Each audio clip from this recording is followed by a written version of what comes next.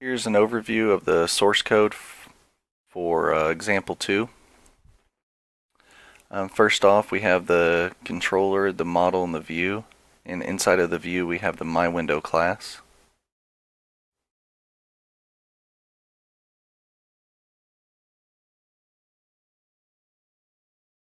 Inside of the model, we have the MyShape class.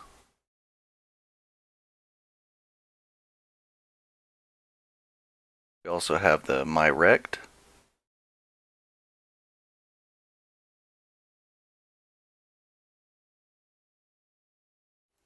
And MyCircle.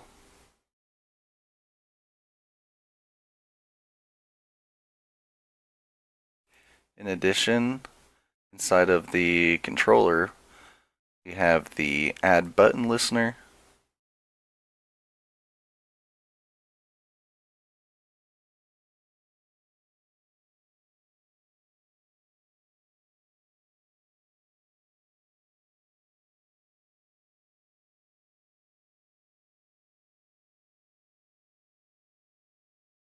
the Show All Button Listener.